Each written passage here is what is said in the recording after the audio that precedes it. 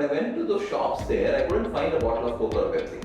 About 5-7 shops were there, and only one shop had a 400 ml, the 500 ml bottle of Pepsi, which was also very close to near expiry. At the same time, there were kids playing cricket just across, and I think it was the birthday of some guy or something that guy came and got this one bottle of that big bottle of Pepsi, and he was looked upon like a hero. So we thought, okay, having a bottled beverage when we have this kind of an aspirational thing with an MNC kind of a taste flavor, it's going to be a hit.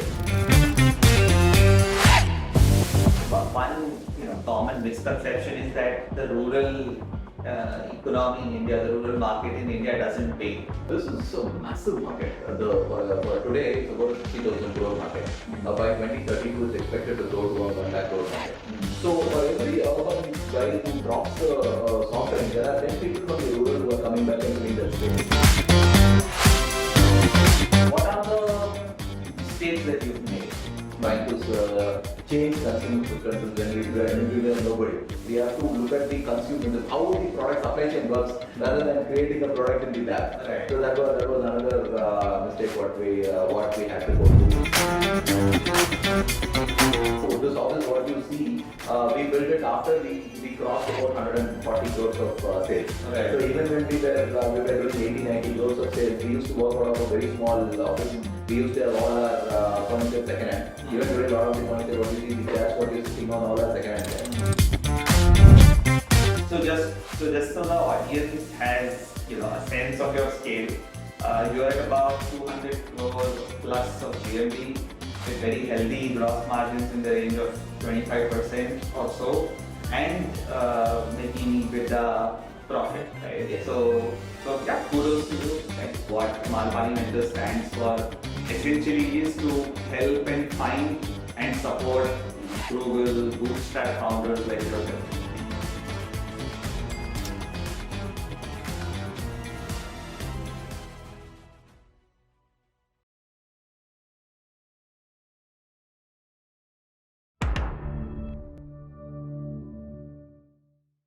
Hello everyone, we are back with another edition of Malpani Ventures Frugal Founders Podcast.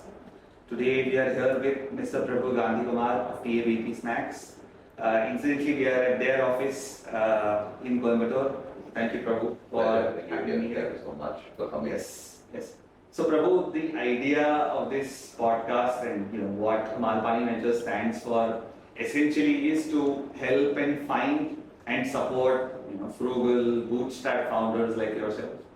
And while there has been a lot of discussion around the venture playbook, when you raise a lot of capital and then you grow a company fast, there is not enough evidence and not enough insights being shared about more frugal founders like yourself.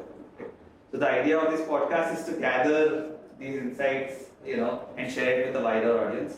So yeah, so first of all, welcome to the show. Sure. Thank you so much for having me on your podcast. It's a wonderful thing which you are doing, trying to bring out founders who are being frugal enough and good capital allocation skills and all that stuff. But as you rightly said, yes, it's going to be very difficult once you raise a truckload of capital to be frugal. Right. So great speaking with you. Right.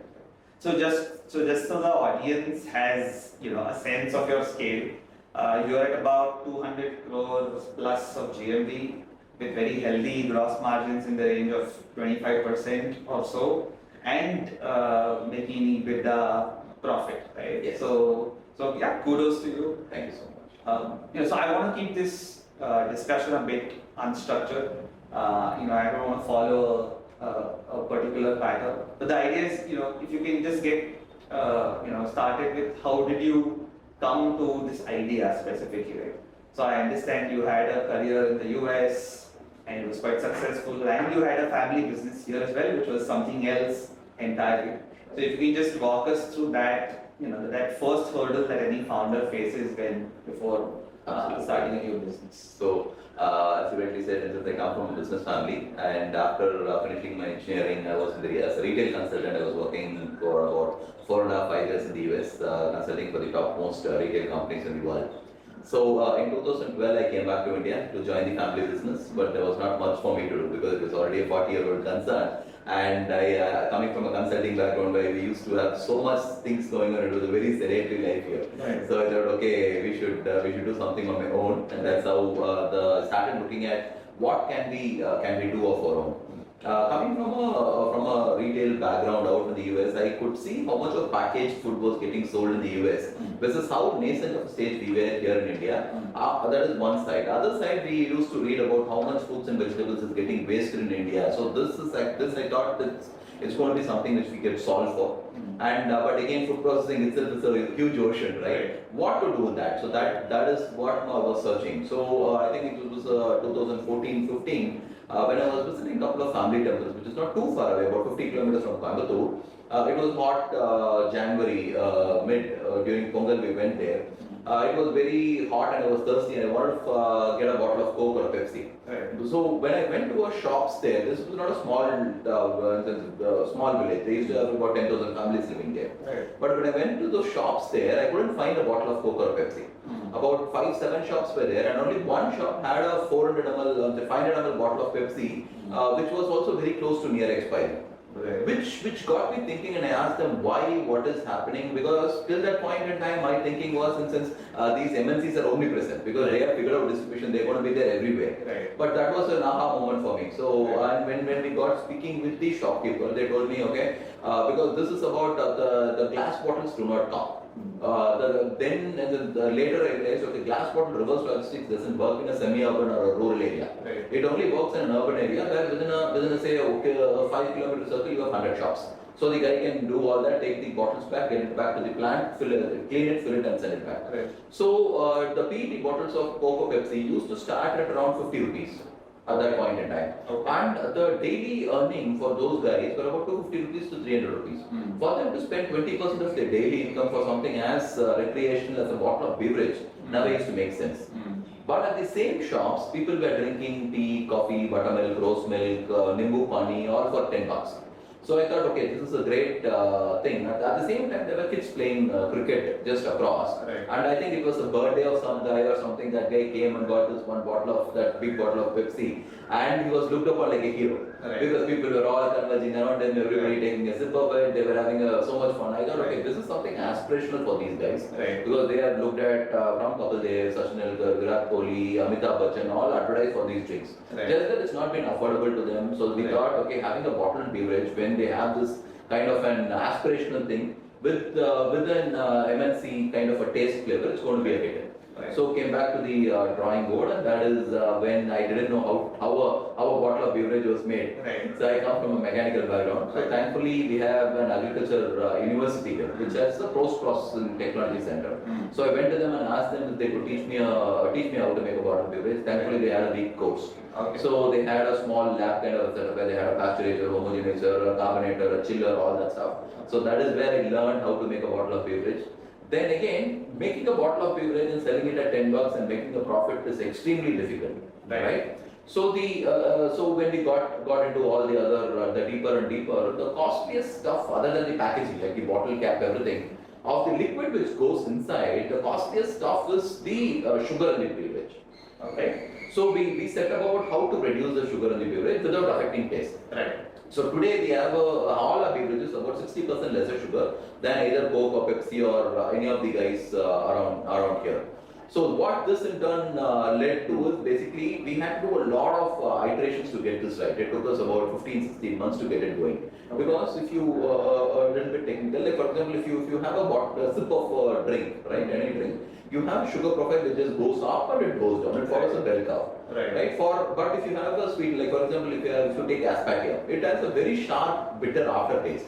That's not because aspartame is bitter, but the curve is very steep. So your brain perceives that you have consumed something bitter. Right. So you have sucralose, ASP, ASK, which all have different curves. So we did a lot of combinations to figure out. So today we figured out 40% sugar with 60% mix of our proprietary mix of sweeteners gives us the taste which is almost very close to a sweetened beverage. So with that we launched, and that product took off. Understood. We're doing well. Understood. Lovely. So why do you think these MNCs were not present, right, at that point in time? Why were they not able to sell at this price range? So there are a lot of nuances to it. For example, I don't have to pay concentrate cost to anybody, but the MNCs have to pay to Chicago or Atlanta to import this concentrates there. Right. And again, the factor of safety and the tolerance limits what a Coke or a Pepsi has is much higher than what we can afford to have. For example, a Coke has to taste the same, let it be Chicago, let it be London, let it be Paris, or let it be India in Coimbatore. Right. But the atmospheric conditions are extremely different, and the storage conditions are extremely different in India. Right. So they have to invest in a much better machines, much heavier plastics, the supply chain has to be much lower. So all this adds to the cost, which makes it unviable for them to sell it at 10 rupees. Like the one, like if you there are many factors, one would be gas volume, right? A Coke gas volume has to be a 4.1 throughout the world. But and their tolerance would be 4.05 to 4.15 max to max. But we could afford to have a tolerance level of 4 and 4.1. So that difference makes us reduce plastic, the amount of plastics what we are using. That is one, we have a great environment impact, that's secondary. But the cost of the product, maintaining the cost of the product is we are able to reduce it, that we are able to profitably sell. Understood. Lovely. No, I think it's great. And how did you one common misconception is that the rural economy in India, the rural market in India doesn't pay, right? Or it's a very bad market to cater to, right? And I think that myth has shattered over time, and because of companies like you. But what was the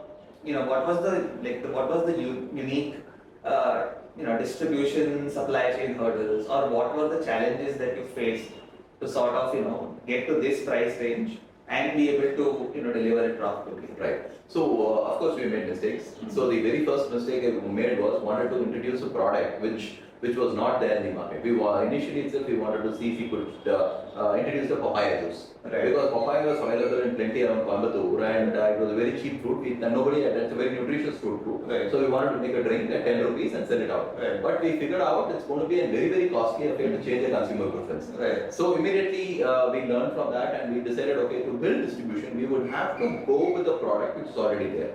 So we converted ourselves into a Me Too company at that point in time. Right. So we launched a Maza equivalent, a mango. Mango was the king of fruits. We launched an apple equivalent, apple juice.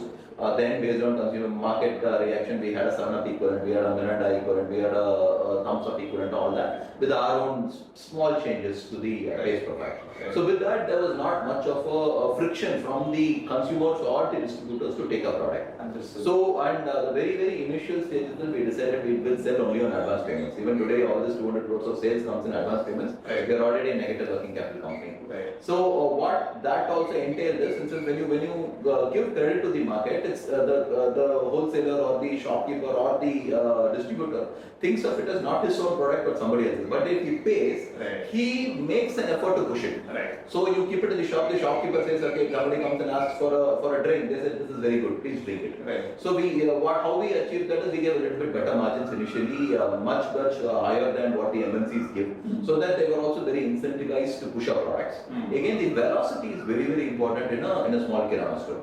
Like how many bottles or how many times he's able to rotate the shelf space, Right. which is very premium in a very small shop. Right. So we could do much better than all the MNC products. So Right. and when they started seeing the product which is moving, Right. that is how we got our traction initially. Right. And we always asked, since most of our distributors came through a reference. Like when we initially tracked somebody near the temple only in the Navinashi, so we asked that can you refer to 2 or 3 friends Right. of friends, and that is how we do. So even if you look at our geographical growth, we started in Tamil Nadu, then went into Kerala, then went into Karnataka, went into Andhra Pradesh, Telangana, now we are in Orissa and Maharashtra. Now using these as basis, we are moving into Chhattisgarh, Jharkhand, West Bengal in the east, and Gujarat, Madhya Pradesh and Goa in the west. So this is how we grew, so that we didn't want to expand too fast or have investments in huge supply chains. So that is one thing which we solved for. Second thing, which is if you look at a bottle of beverage, 90% of it is water, right? And it's very heavy product to transport. Right. So we very initial stages itself, we decided we are not going to put a one big plant anywhere. So we have a completely distributed manufacturing system. Today we work with about 13 different bottlers. And actually, if you look at the bottling ecosystem in India, that is also was non-existent when we came in.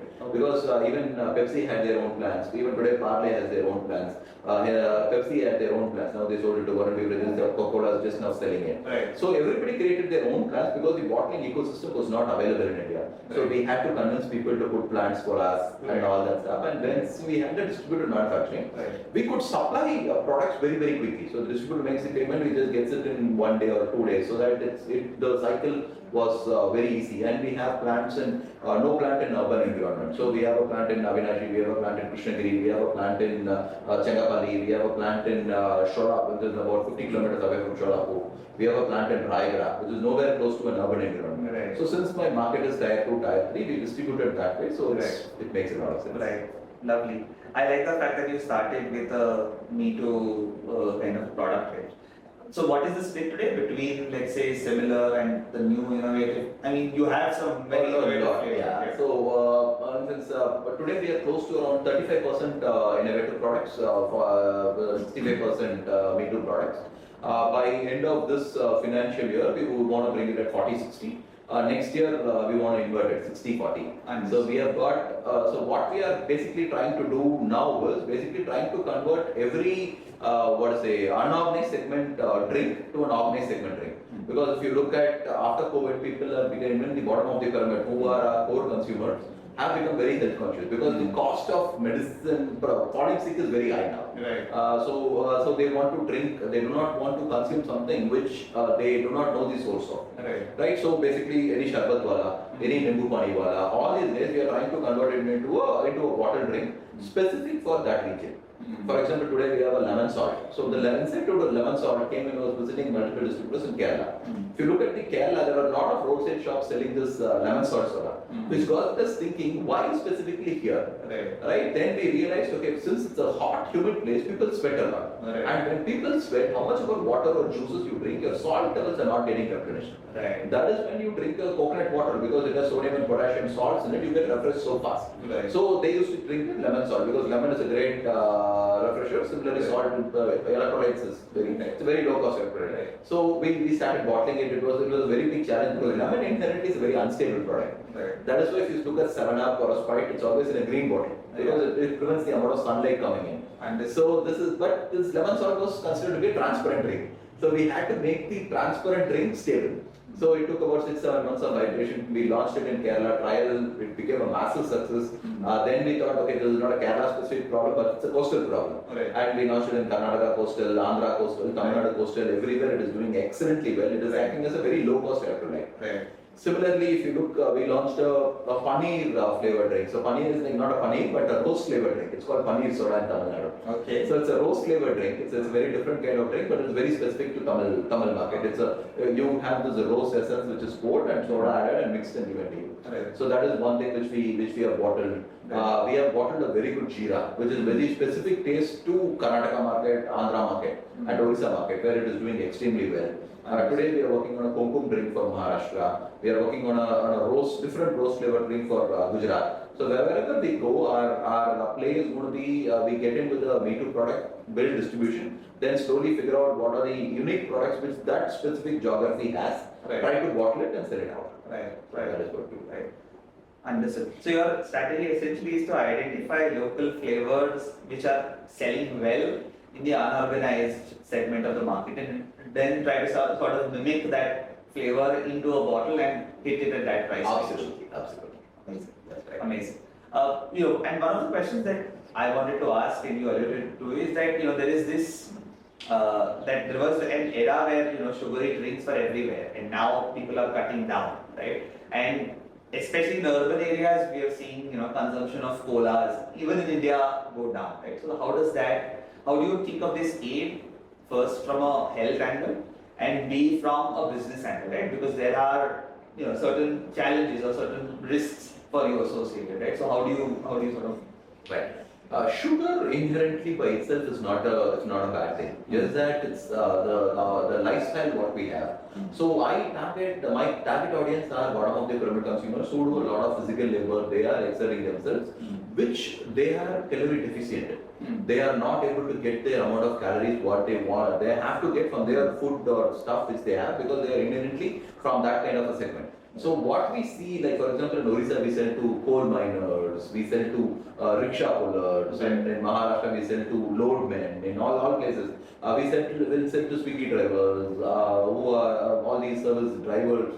We sell to people who are doing real physical work which is patented out. Right. For them, this is actually a calorie boost or rather a very good refresher. But we are very clear we are in a fun to have category. We are not trying to solve for any health. Though we are inherently much healthier. We have a 40-60% lesser sugar, but we don't advertise for it. We are building this brand as a fun to consume brand. And like for example, we have a great mojito now. Like 10 rupees mojito. Like if you look at the alcohol consumption patterns in India, it has moved away from a dark liquor to a white liquor, mainly for college kids and youngsters. Mainly because they don't want to smell and get caught in home. And vodka or gins doesn't smell. Right. But if you look at the mixers market, you see Shivami, you see Jimmy's cocktails and all these guys, they are catering at 150, 100 rupees plus segment. That is not the segment what we want. So we thought, how about launch a 160 ml mojito, which they mix a 40 ml drink and becomes a cocktail. And it's taken off extremely well. I thought it's going to be an urban drink, but I'm selling a huge volumes of that in rural markets. So we are very clear we are fun to have drink. At the same time, we try to provide as much health benefits as possible. Right, understood. Great. And can you walk us through, and if you're comfortable, can you walk us through your unit economics?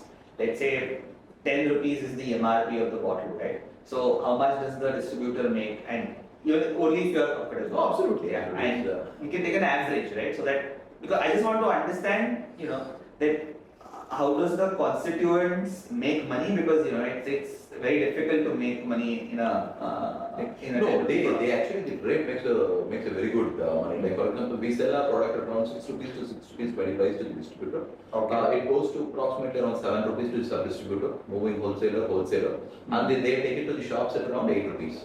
So from 8 rupees, the guy sells it at 10 bucks. So he makes even from a upward point, he makes 20% return on thing. And distributors, like for example, they invest anywhere between 5 lakhs to 10 lakhs in our company. And during season, they rotate this 10 lakhs close to 4 times to 5 times. And after all their expenses, they make 2% return on each rotation. They make 8% return on their capital in a month. Understood. So the velocity of movement is so good that they end up doubling their money very quickly than in this business than in any other business. Understood. So that is how this economy takes works. Understood.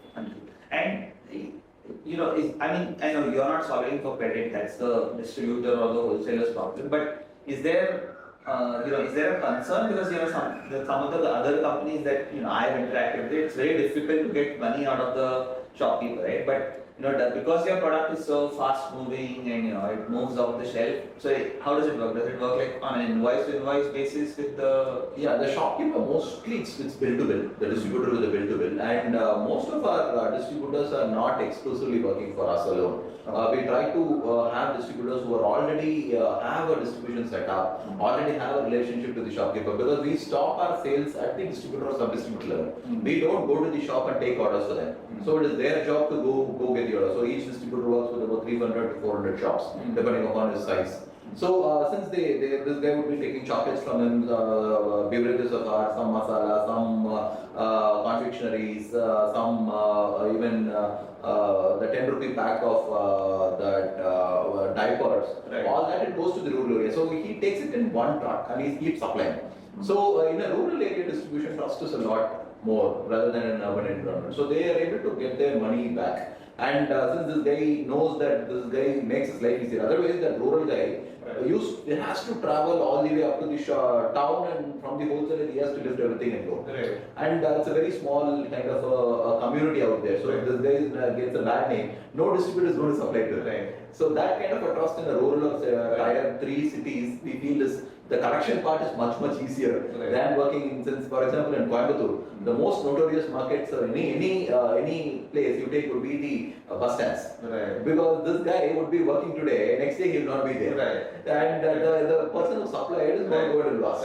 So that I feel a lot in urban area, but in tier 3, tier 4, the rural, it's a word of mouth, still holds a lot. Understood. Makes sense. Can you talk a little bit, and your LinkedIn posts are really insightful. I've shared this with you. I advise a lot of founders who are trying to build for rural India in FMCG, trying to build a beverage brand, follow Prabhu on LinkedIn. Quite a few. Yeah. So can you just talk us through some of the insights that you had? I've seen a couple of your posts on that you were the pioneers in sort of attaching a string to your drinks, and then because you could not get space, and then you would sort of place the bottle in the string, yeah. right? Like, so can you just walk us through maybe some examples like that? One thing which we could not afford to do is to supply chillers, like what Pepsi or Coke does to every single thing. Right. That doesn't work with us. So because they have a glass interface, people see the product, you buy like a product and buy it. Right. We could not afford to do that. So Right. the place wherever we supply to already have their fridges, but most 95% of these fridges are the fridges what we use in home, which is a fully covered thing. So whatever is inside is not going to be visible. Right. Similarly, there is going to be no possibility for the kirana store or a petty shop to display our products outside. Right. So there are a few people who do that. So we thought, okay, how to solve for that? And This is possible. Yeah. So do your products require actually? Do they need? No, they can be kept on the outside, but it is very tasty served chill. So they have to either be in an oven before you drink. Almost everybody today gets either chills it in their fridges, or they have ice boxes where they put it and they serve it to the consumer. But for storage purpose, nothing. It can be stored. Okay. Right? Sorry. So yeah, please. So so we got an idea looking at the way chips packets were sold. Right. Right. So chips packet always used to be put on this this one outside, Yeah. right? Yeah. So and they used to people used to see it, tear it, and eat it. Yeah. And that is how it has been sold, right? From Lay's to ITC to Parley to Blue Diamond, everybody does that. So we thought, why not do it with a bottle of beverage? So we started tying it up, and that took off. And then people saw that. People see this is an impulse buy product. People are walking, people are thirsty. People, it's a $10. Give it, get it, buy it, quench that thirst, throw it, and go away. Right. So this is how we solve for it. Mainly, this was done in high walk people where people walk, like railway, like bus stands or near the market areas, and that took off very well. Right. And other things like, for example, we tried danglers, we tried posters, all that. More than all of this thing worked best. Right. So Right. that is right. Yeah, I think with impulse, if it is not seen, it is not sold. So yes. Right. So that's great. Can you talk about how do you sort of decide whether when you're launching a new SKU, right? So you launch the lemon salt, or you're launching the Kokum in Maharashtra, right? So how do you decide whether this is a success or not, right? How do you identify? Okay, do we need to continue, or do we need to shelve, right? Because that is also very important. Absolutely. So when we start with, we identified a few districts and go ahead and do it. We don't do a blast everywhere, and we don't have the money power to hire a McKinsey or somebody to do a market study and do it. So basically, our thing is break things, fail fast, move on. So that is how our R&D has done. So even our R&D is extremely frugal. We don't have a huge R&D team here. Right. But what we piggyback upon is we work with multiple suppliers, from flavor suppliers from Switzerland, Germany, all these who have invested so much huge R&D setups in India. Okay. So we tell them we send them this drink, and we tell them, okay, this is what we want to work on, let's work together. So they do a lot of heavy lifting for us, and our guys supplement it. So we get recipes from 4 or 5 people, tweak it to our style, and so that the end recipe is owned by us. So that is how we do it. And once we launch it, so if you in this rural FMCG, the 4th order from the same distributor would mean the product is selling. 6th order would mean it's a hit. And It's very simple. So first order you supply to the distributor will give it to the superstockist will give it to the shop, and the sub-distributor will give it to the shop. Right. And only if the shopkeeper sells, this guy can do it again. So the 4th order means that product is moving. Right. 6th order means it's a success from the same distributor. Right. So that is how we got. So we do it slowly. So initially we sell, if a truck would be 1,400 cases, out of that we'll send the new product 5 cases. Then if he himself will place an order for 10 cases or 20 cases, then he'll start placing it for 50 cases. So we try to keep it as organic as possible. We don't dump stock, we don't put it out anywhere. We just try to see how the market thinks. And we have shelved quite a few products also, but the successes have been much bigger. Understood. Lovely. I like that insight very much. That the 4th order means that you have some level of PMF. Like in absolutely. Right. And 6th is then you can actually scale. Yes. Right. Okay, great. And what are the things not to do? right? If you are selling in the rural market, what would you advise a new founder or a new entrepreneur that okay, these are the things not to do when you're selling in a rural? Absolutely.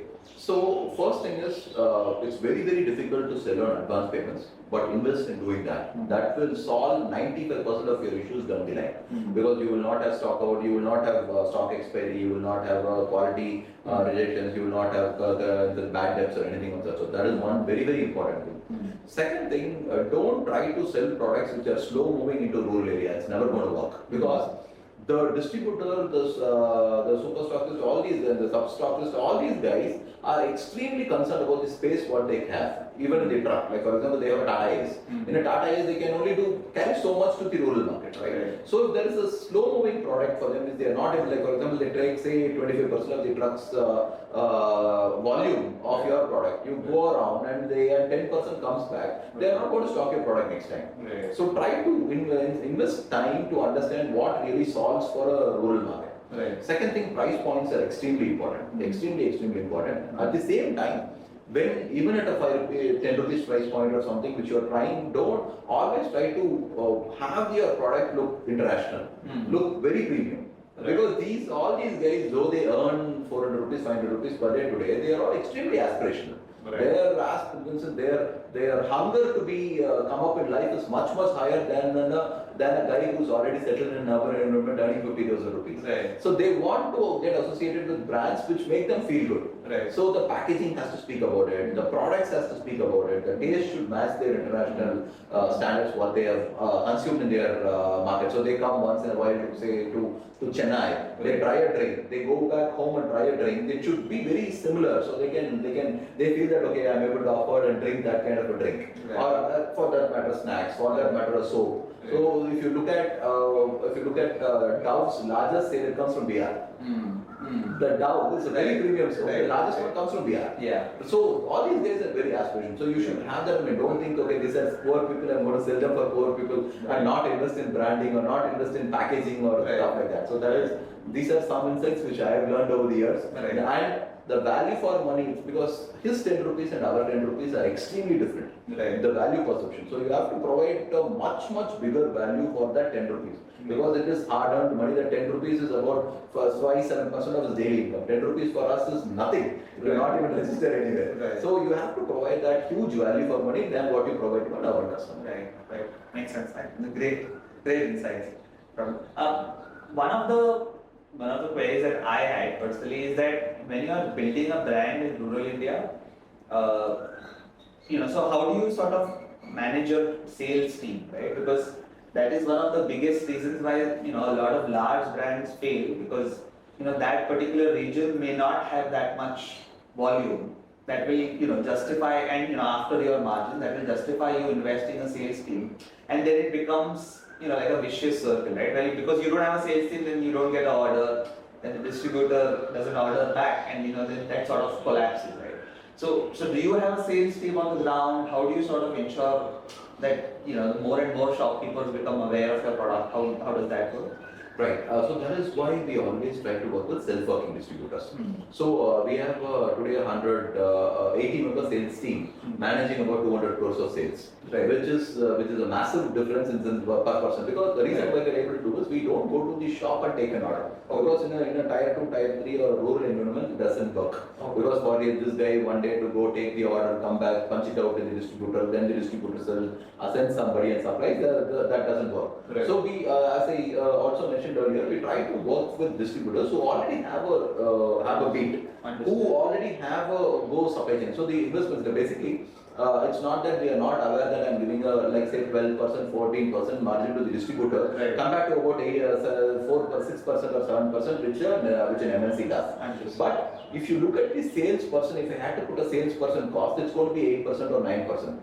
Today that distributor or sub-distributor is doing the roles of my sales guy. And since he's able to earn, he's able to push my product. He becomes my word of mouth marketer.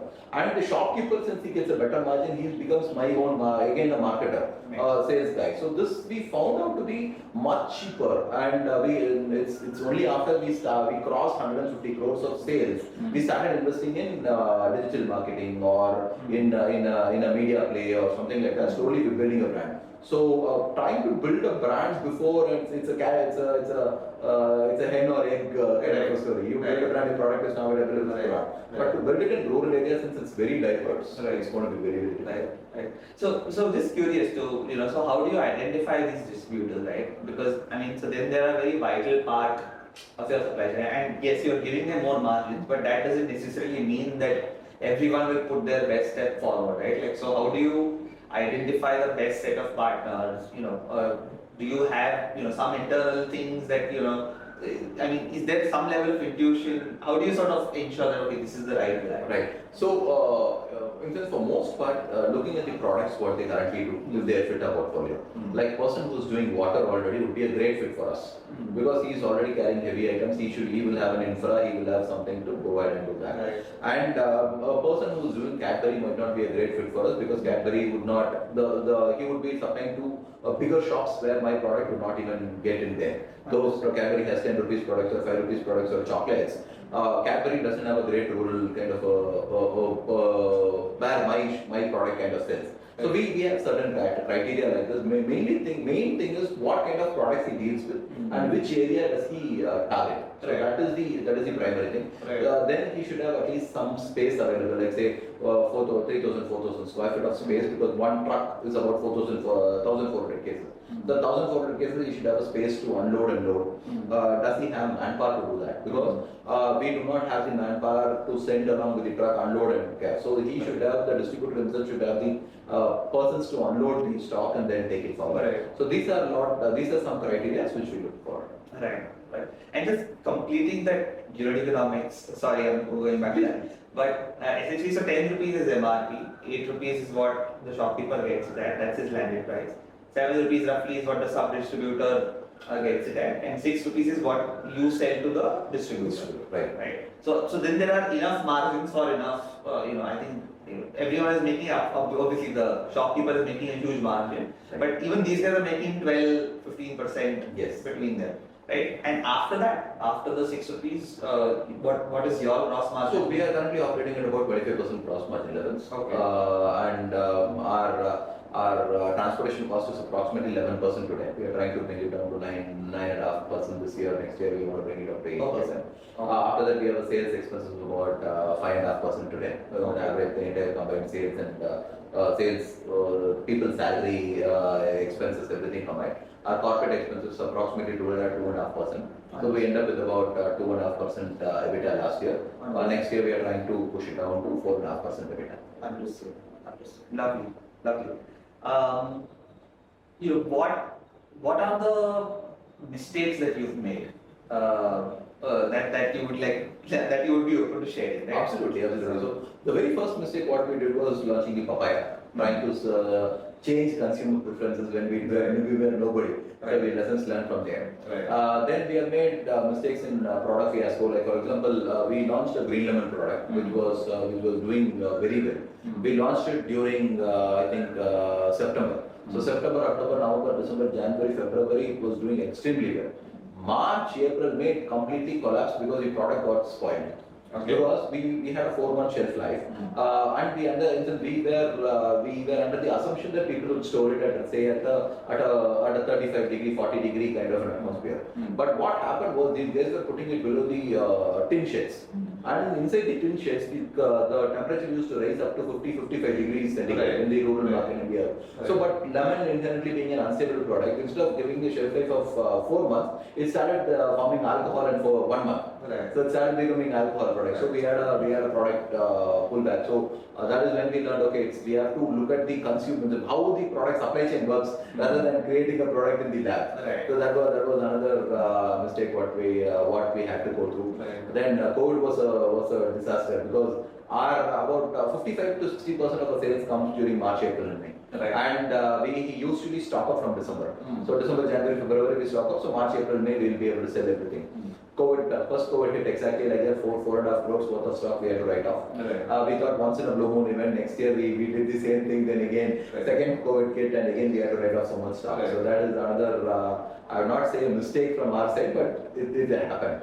So these are some things which we made mistakes on this side. Trying to get into 35 rupee product in a milkshakes, because there were still some people selling it out. We thought we could replicate that. It didn't work, so we had to pull back. Snacking again, we launched snacking today. Snacking is about 7-8% of the 4.5-5% of the portfolio. But I feel snacking is not going to be a great product to be in, because we launched snacking mainly the thought process of you have they have inversely proportional seasonality. So February, March, April, May, beverages sell well. November, December, January, snacks sell very well. And so we thought we could do that. But I don't see a way where anybody can make money in snacking. Not even biggies are able to do that, because whenever the season comes, it's all commodity. The potato moves from 7 rupees to 35 rupees per kg. Oil moves from 90 rupees to 140 rupees per kg. Corn moves up. So it's been almost 2.5 years where I couldn't, because I don't think we would make any money out of snacking. So again, water would be a great option to add. Now we are pushing water a lot more. So these are some learnings what we have. Understood. But you need the snacking to ensure that you have some level of connection with the supplier. Not really, because there are pure play beverage companies doing very well. So that is not needed. But we just tried it out, and we will continue to do snacking, but we will not put too much money. Capital allocation will not be much capital allocated to the snacking business. Right. One aspect that we've not touched upon in all your numbers is that you've raised only 30 crores or so, right? So far, and you've not had the luxury of extravagant capital to get to where you are. So can you talk about what are the ways in which an entrepreneur can be frugal, right? And I think frugal people look upon as that you're being stingy, that you're not investing for the next level of growth, and you can't grow very fast, right? So what is your take on it? So there are two ways to make money in the market. One you take from the consumers. One you generate money from the shop floor. So when you try to generate money from the shop floor, you become a very successful company as much as possible. The big difference would be, as the Thyrocare founder said, Jet Airways and Indigo. Jet Airways tries to take money as much as possible from the consumer. So it says the Indigo takes it from there. So that culture, what we have in the organization, is very important. This is in a 10 rupee market. You have to chase after every paisa. So that comes from how a founder behaves. Right, so this office, what you see, we built it after we crossed about 140 crores of sales. So even when we were doing 80-90 crores of sales, we used to work out of a very small office. We used to have all our furniture second-hand. Even today, a lot of the furniture, what you see, the chairs, what you're sitting on, all are second-hand chairs. People from IT companies, they sell it after 2-3 years, we get it refurbished and use it. Very rare. Then instead of buying a 7,000 rupees chair, we get it for 1,500 rupees. We are very happy doing that. Similarly, when I travel for business, I usually stay in hotels like not more than 3,500 rupees per night from now. Previously it was 2,000 rupees. After COVID, we could not. So when a managing director of a company stays in that kind of sales, like cannot go and stay in a hotel which can be, because that is the culture what we build on. So when we try to travel, we try to, it's all how people look at us and perceive us, right? So setting that example is very, very important. Where even when we have, I'm speaking about this after we had raised 20 crores of capital. So we had so much capital in the bank, but still we never wanted to invest in anything which was not necessary to do it. So that we were very clear, and that frugality helped us a lot, even when we were very, very tight during COVID, after 2 COVID hits. After all the fiascos, whatever happened in the supply chain, we could sustain because we were never spending extravagantly on anywhere. So that is how we built it. Right. How do you think about there is competition entering this space, right? In sense that Campa Cola or Sting, Lahori Jeera has done well in the north, right? Like, so people have realized that this is a category that can create huge amount of sales volume, right? So how do you position yourself in the face of increasing competition? So this is a massive market. For today, it's about a 60,000 crore market. By 2032, it's expected to grow to a 1 lakh crore market. So it's not going to be like a tech play where only one or two players can survive. This is going to be a multi company market.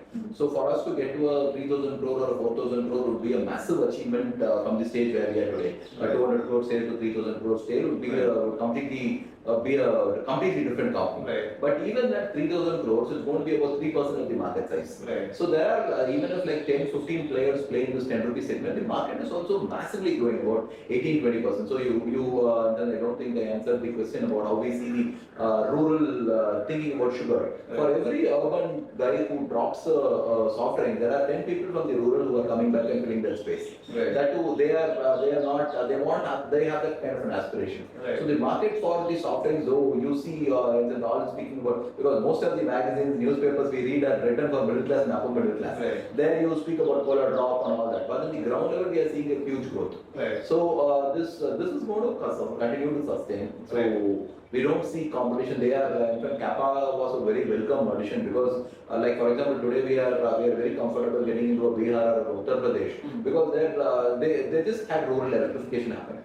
And Coca Pepsi was not there, so the freezers were not there. The concept of a drink was not there. Campa broke all that. So Campa did huge investments in that Kumbh Mela. So people got to experience it. Now they have taken and given fridges all out there. So they are going to market. So in a couple of years we will be able to do very comfortably Bimar states, Right. which are much bigger market. Right. So we feel the competition is not going to affect much. Right.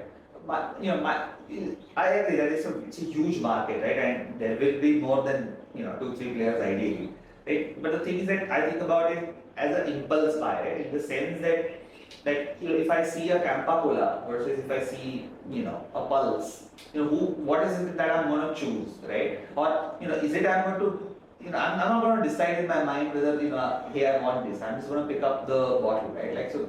Then does distribution, does being as we spoke about, does being seen matter? How do you sort of think about, or do you see being cost efficient as the most important thing?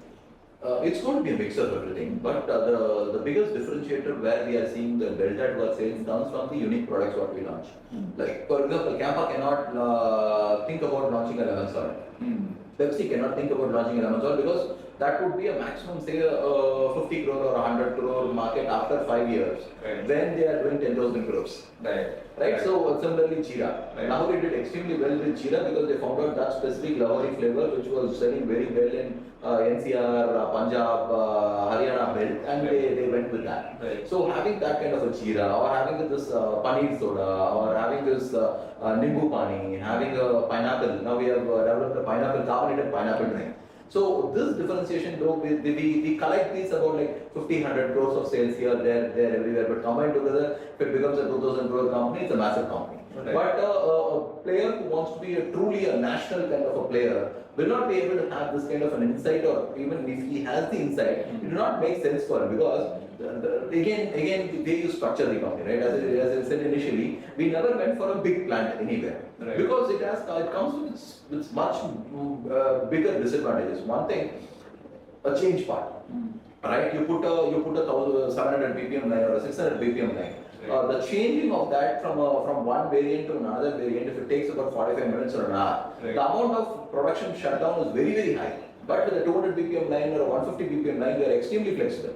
Right. So that plays a role. Right. That is one thing. Second thing is like if you like today we are for most of our plants are energy and since water what we extract, we give more water back to the ground than what we extract. Because we are doing it at 400 bottles per minute is the maximum thing. How what do we you do. do that? We do construct big rainwater harvesting systems where no drop of water which a rain falls should go out of the factory. We develop third-party units to make big rainwater harvesting systems. All the water which falls in the roof comes to the rainwater harvesting system. So if you take the rainfall of the amount of centimeters of rainfall which comes in any plant and the amount of water which is collected in that 2-acre area, we give back more water down to the ground than what we draw out. Oh wow. So that actually helps prevent any farmers coming and protesting against you or anything of that sort, because you're not drawing resources absurdly from the ground. Right. So all this we inherently built it as we built the company. Right. So we are that is another good thing which we're doing. Right. Right. Great. Great. Lot of insights, Prabhu. I just want to end the podcast with like a quick fire round. So hopefully they are not very hard questions, but just like three random questions that you have to answer very fast. Is that if you were not an entrepreneur, what would you be? I would have been again a company CEO or something where since the entrepreneurship has been in my blood. Right. Even when I was working, I used to work as an entrepreneur. Thankfully Tata gave me so much freedom that I could build a business from zero to when I was quitting, I was holding about $104 million of sales. Wow. I was handling that, so I would still be a CEO or some leader somewhere. Okay. So you're a true blue entrepreneur at heart. Okay, great. If you were not doing this business, what business would you? I would still be in foundry, metal casting engineering side, which my family business was. Okay. I would still have been continuing that. Like this. And what is your personal vision for yourself? Let's say 10 years out. 10 years out, since this would be a public limited company for thing, we would like to give back to the society, which is very very close to me. We try to do as much as social for social causes as much as possible. I want to have a place like, for example, even in the Odisha plant where we are trying to set up a small school because it's in a rural area, trying to educate those kids. We are giving out a lot of products which. Like for example, in Odisha specifically, there are a lot of malnutrition because of the vitamin mineral availability. We are working with a Bangalore company to provide, say, in a 20-liter can for their schools. In their schools, we just add that vitamin mineral water and go through that. We are trying to see a tie-up with the UN Health Mission, and we will provide it for as a give back to that society where their parents are working in our factory, so their kids should not be malnutrition. Right. So these are some things which is close to me. I would maybe 10 years down the line I'll be spending just a decent amount of time there. Understood. That's lovely, Prabhu. Thank you so much for doing this and being a generous host and allowing us to do it at your Coimbatore office. Pleasure. Thank you so much for having, and thanks for having us. Yes, Thank you. Thank you. Yes.